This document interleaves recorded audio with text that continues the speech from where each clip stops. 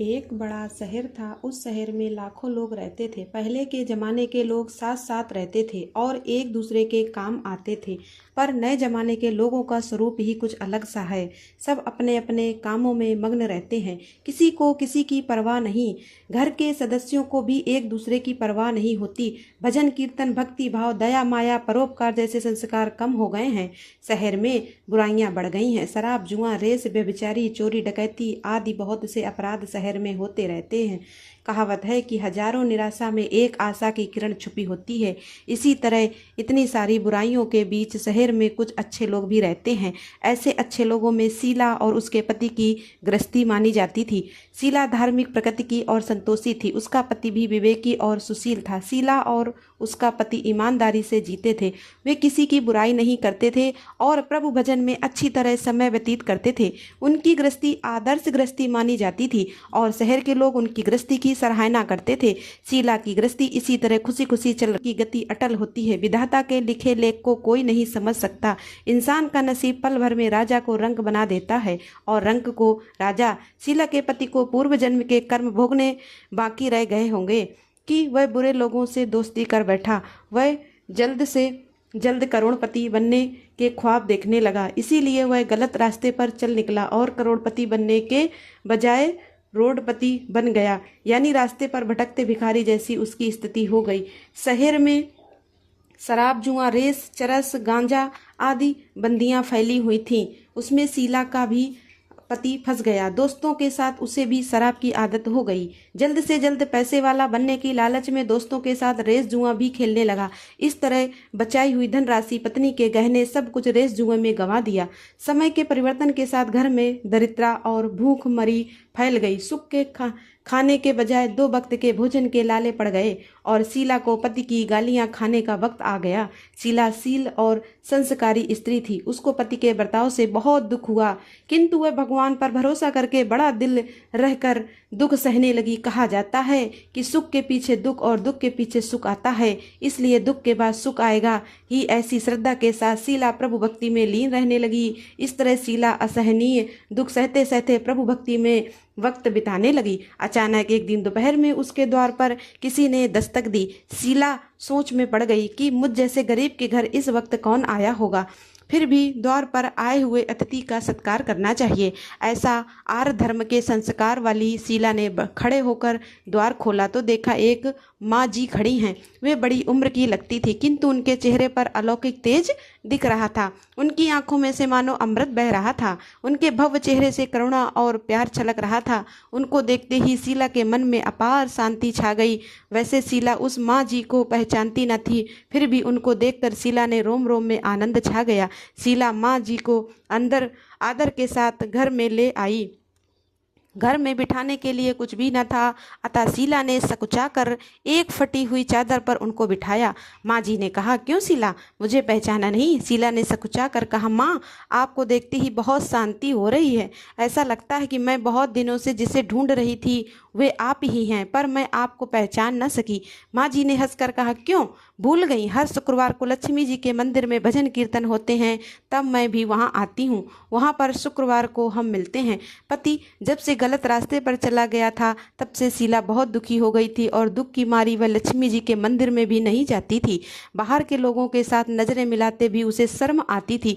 उसने दिमाग पर जोर दिया, वह माँ जी को पहचान न सकी। तो माँ जी ने कहा, तू लक्ष्मी जी के मंदिर में कितने मधुर भजन गाती थी, अभी तू दिखाई नहीं देती, इसीलिए मुझे हुआ कि कहीं तू बीमार तो नहीं हो गई ना। ऐसा सोचकर मैं तुझसे मिलने चली आई। माँ जी के अति प्रेम भरे शब्दों से शीला का हृदय पिघल गया। उसकी आंखों से आंसू बहने लगे। माँ जी के सामने वह बिलक बिलक कर रोने लगी। यह देखकर माँ जी शीला के नजदीक आई और उसकी सिसकती पीठ पर प्यार भरा हाथ फेर कर सांत्वना देने लगी। माँ जी ने कहा, बेटी, सुख और दुख तो धूप और छांव जैसे होते हैं। सुख के पीछे दुख आता है तो दुख के पीछे सुख भी आता है। धैर्य रखो बेटी, और मुझे क्या परेशानी है ये बताओ। अपने दुख की बात मुझे सुनाओ, तेरा मन भी हल्का हो जाएगा और तेरे दुख का कोई उपाय भी मिल जाएगा। माँ जी की बात सुनकर शीला के मन को शांति मिली। उसने माँ जी से कहा, माँ, मेरी गृहस्थी में भरपूर सुख और खुशियाँ थी। मेरे पति भी सुशील थे। अचानक हमारा भाग्य हमसे रूठ गया। मेरे पति बुरी संगत में फंस गए और बुरी आदतों के शिकार हो गए तथा अपना सब कुछ गंवा बैठे तथा हम रास्ते के भिखारी जैसे बन गए। यह सुनकर माँ जी ने कहा, ऐसा कहा जाता है कि कर्म की गति न्यारी होती है। हर इंसान को अपने कर्म भुगतने ही पड़ते हैं, इसलिए तू चिंता मत कर। अब तू कर्म भुगत चुकी है, अब तुम्हारे सुख के दिन अवश्य आएंगे। तू तो माँ लक्ष्मी जी की भक्त है और माँ लक्ष्मी जी तो प्रेम और करुणा के अवतार हैं। वे अपने भक्तों का हमेशा ममता करती हैं, इसलिए तू धैर्य रखकर माँ लक्ष्मी जी का व्रत कर, इससे सब कुछ ठीक हो जाएगा। माँ लक्ष्मी जी का व्रत करने की बात सुनकर शीला के चेहरे पर चमक आ गई। उसने पूछा, माँ, लक्ष्मी जी का व्रत कैसे किया जाता है, वह मुझे समझाइए, मैं ये व्रत अवश्य करूंगी। माँ जी ने कहा, बेटी, माँ लक्ष्मी जी का यह व्रत बहुत सरल है। इसे वरलक्ष्मी या वैभव लक्ष्मी व्रत भी कहा जाता है। यह व्रत करने वाले की सब मनोकामनाएं पूर्ण होती हैं, वह सुख संपत्ति और यश प्राप्त करता है। ऐसा कहकर माँ जी वैभव लक्ष्मी व्रत की विधि कहने लगी। बेटी, वैभव लक्ष्मी व्रत वैसे तो सीधा साधा व्रत है, किंतु कई लोग यह व्रत गलत तरीके से करते हैं, अतः उसका फल नहीं मिलता। कई लोग कहते हैं कि सोने के गहने की हल्दी कुमकुम से पूजा करो, बस व्रत हो गया, पर ऐसा नहीं है। कोई भी व्रत शास्त्रीय विधि से करना चाहिए, तभी उसका पूर्ण फल प्राप्त होता है। सच्ची बात यह है कि सोने के गहने का विधि से पूजन करना चाहिए। व्रत की उद्यापन विधि भी शास्त्रीय विधि से करनी चाहिए। यह व्रत शुक्रवार को करना चाहिए। प्रातःकाल स्नान कर कर स्वच्छ वस्त्र पहनो और सारा दिन जय माँ लक्ष्मी का स्मरण करते रहो। किसी की शिकायत नहीं करनी चाहिए। शाम को पूर्व दिशा में मुख करके आसन पर बैठ जाओ। सामने चौकी रखकर उस पर रुमाल रखो। रुमाल पर चावल का छोटा सा ढेर रखो। उस ढेर पर पानी से भरा तांबे का कलश रखकर कलश पर एक कटोरी रखो। उस कटोरी में एक सोने का गहना रखो। सोने का ना हो तो चांदी का भी चलेगा, चांदी का ना हो तो नगद रुपया भी चलेगा। बाद में घी का दीपक जलाकर धूप सुंघा कर रखो। माँ लक्ष्मी जी के बहुत स्वरूप हैं और माँ लक्ष्मी जी को श्री यंत्र अति प्रिय है, अतः वैभव लक्ष्मी के पूजन विधि करते वक्त सर्वप्रथम श्री यंत्र और लक्ष्मी जी के विविध स्वरूपों का सच्चे दिल से दर्शन करो। इसके बाद लक्ष्मी सतवन का पाठ करो। बाद में कटोरी में रखे हुए गहने या रुपए को हल्दी कुमकुम और चावल चढ़ाकर पूजन करो। लाल रंग का फूल चढ़ाओ। शाम को कोई मीठा चीज़ बनाकर उसका प्रसाद रखो। ना हो सके तो शक्कर या गुड़ भी चल सकता है। फिर आरती करके 11 बार सच्चे हृदय से जय माँ लक्ष्मी बोलो। बाद में 11 या 21 शुक्रवार का व्रत करने का संकल्प माँ के सामने करो और अपनी जो मनोकामना हो वह पूरी करने को माँ लक्ष्मी जी से विनती करो। फिर माँ का प्रसाद बांट दो और थोड़ा प्रसाद अपने लिए रख लो। अगर आप में शक्ति हो तो सारा दिन उपवास रखो और फिर प्रसाद खाकर शुक्रवार का व्रत करो। न शक्ति हो तो एक बार शाम को प्रसाद ग्रहण करते समय खाना खा लो। अगर थोड़ी शक्ति भी ना हो तो 2 बार भोजन कर सकते हैं। बाद में कटोरी में रखे गहने या रुपए ले लो। कलश का पानी तुलसी की क्यारी में डाल दो और चावल पक्षियों को डाल दो। इसी तरह शास्त्रीय विधि से व्रत करने से इसका फल अवश्य मिलता है। इस व्रत के प्रभाव से सब प्रकार की विपत्ति दूर होकर मनुष्य सुखी हो जाता है। संतान ना हो तो संतान की प्राप्ति होती है। सौभाग्यवती स्त्री का सौभाग्य खंड रहता है। कुंवारी लड़की को मन भावन पति मिलता है। शीला यह सुनकर आनंदित हो गई। फिर पूछा, माँ, आपने वैभव लक्ष्मी का व्रत की जो शास्त्रीय विधि बताई है वैसे मैं अवश्य करूँगी, परंतु इसकी उद्यापन विधि किस तरह करनी चाहिए यह भी कृपया करके सुनाइए। माँ जी ने कहा, 11 या 21 जो मन्नत मांगी हो उतने शुक्रवार यह वैभव लक्ष्मी व्रत पूरी श्रद्धा और भावना से करना चाहिए। व्रत के आखिरी शुक्रवार को खीर का नैवेद्य करो रखो। पूजन विधि हर शुक्रवार को करते हैं वैसे ही करनी चाहिए। पूजन विधि के बाद श्रीफल फोड़ो और कम से कम 7 कुंवारी कन्या या सौभाग्यवती स्त्रियों को कुमकुम या तिलक करके वैभव लक्ष्मी व्रत की एक पुस्तक उपहार में देनी चाहिए और सबको खीर का प्रसाद देना चाहिए। फिर धन लक्ष्मी स्वरूप वैभव लक्ष्मी स्वरूप माँ लक्ष्मी जी की छवि को प्रणाम करें। माँ लक्ष्मी जी का यह स्वरूप वैभव देने वाला है। प्रणाम करके मन ही मन भावुकता से माँ की प्रार्थना करते वक्त कहें, हे माँ धन लक्ष्मी, हे माँ वैभव लक्ष्मी, मैंने सच्चे हृदय से आपका व्रत पूर्ण किया है, तो हे माँ हमारी मनोकामना पूर्ण कीजिए, हमारा सबका कल्याण कीजिए। जिसे संतान न हो उसे संतान देना, सौभाग्यशाली स्त्री का सौभाग्य खंड रखना, कुंवारी लड़कियों को मन भावन पति देना। आपका यह चमत्कारी वैभव लक्ष्मी व्रत जो करे उसकी सब विपत्तियां दूर करना, सबको सुखी करना। हे माँ लक्ष्मी, आपकी महिमा अपरंपार है। माँ जी के पास से वैभव लक्ष्मी व्रत की शास्त्रीय विधि सुनकर शीला भाव विभोर हो उठी। उसे लगा मानो सुख का रास्ता मिल गया। उसने आंख बंद करके मन ही मन उसी क्षण संकल्प किया कि हे माँ वैभव लक्ष्मी, मैं भी माँ जी के कहे अनुसार श्रद्धापूर्वक शास्त्रीय विधि से वैभव लक्ष्मी व्रत 21 शुक्रवार तक करूंगी और व्रत की शास्त्रीय रीति के अनुसार उद्यापन भी करूंगी। शीला ने संकल्प करके आंखें खोली तो सामने कोई न था। वह विस्मित हो गई कि माँ जी कहाँ गईं। यह माँ जी तो दूसरा कोई नहीं, साक्षात लक्ष्मी जी ही थी।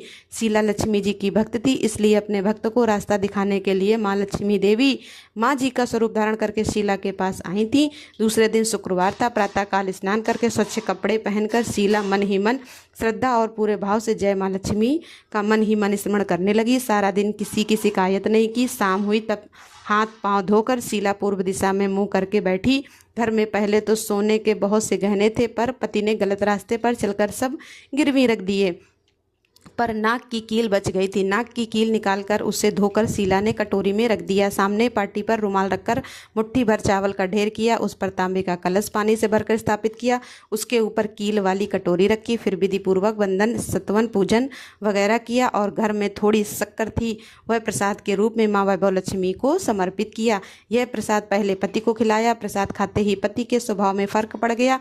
उस दिन उसने शीला को मारा नहीं, सताया भी नहीं। शीला को बहुत आनंद हुआ। उसके मन में वैभव लक्ष्मी व्रत के लिए श्रद्धा बढ़ गई। शीला ने पूर्ण श्रद्धा भक्ति से 21 शुक्रवार व्रत किए। 21 शुक्रवार को विधि पूर्वक उद्यापन विधि करके 7 स्त्रियों को वैभव लक्ष्मी व्रत की 7 पुस्तकें उपहार में दी। फिर माता जी के धन लक्ष्मी स्वरूप की छवि को वंदना करके भाव से मन ही मन प्रार्थना करने लगी। हे माँ धन लक्ष्मी, मैंने आपका वैभव लक्ष्मी व्रत करने की मन्नत मानी थी, वह व्रत आज पूर्ण हुआ किया है। हे माँ मेरी हर विपत्ति दूर करो, हमारा सबका कल्याण करो। जिसे संतान न हो उसे संतान देना, सौभाग्यवती स्त्री का सौभाग्य खंड रखना, कुंवारी लड़की को मन भावन पति देना। जो कोई आपका यह चमत्कारी वैभव लक्ष्मी व्रत करे उसकी सब विपत्ति दूर करना, सबको सुखी रखना। हे माँ आपकी महिमा अपरंपार है। ऐसा बोलकर लक्ष्मी जी के धन लक्ष्मी स्वरूप की छवि को प्रणाम किया। इस तरह शास्त्रीय विधि से शीला ने श्रद्धा से व्रत किया और तुरंत ही उसे फल मिला। उसका पति सही रास्ते पर चलने लगा और अच्छा आदमी बन गया तथा कड़ी ताकड़ी मेहनत से व्यवसाय करने लगा। धीरे धीरे समय परिवर्तित हुआ और उसने शीला की गिरवी रखे गहने छुड़ा लिए। घर में धन की बाढ़ सी आ गई। घर में पहले जैसे सुख शांति छा गई। वैभव लक्ष्मी व्रत का प्रभाव देखकर मोहल्ले की दूसरी स्त्रियां भी शास्त्रीय विधि से वैभव लक्ष्मी का व्रत करने लगीं। हे माँ वैभव लक्ष्मी, आप जैसे शीला पर प्रसन्न हुई उसी तरह आपका व्रत करने वाले सब पर प्रसन्न होना, सबको सुख शांति देना। जय धन लक्ष्मी माँ, जय वैभव लक्ष्मी माँ। नमस्त महामाये श्री पीठे सुर पूजते शंख चक्र गदा हस्ती महालक्ष्मी नमोस्तुते। सभी जन मिलके बोलो माँ लक्ष्मी की जय, माँ वैभव लक्ष्मी की जय, श्री लक्ष्मी नारायण की जय। दोस्तों अगर आपको मेरा यह वीडियो पसंद आया हो तो चैनल को लाइक और वीडियो को सब्सक्राइब अवश्य करें। परिवारजनों के साथ दोस्तों के साथ शेयर ज़रूर कीजिएगा और चैनल को सब्सक्राइब करना मत भूलिए। मिलते हैं अगले वीडियो में, तब तक स्वस्थ रहिए, सुरक्षित रहिए और अपना बहुत बहुत ध्यान रखिए। जय माँ।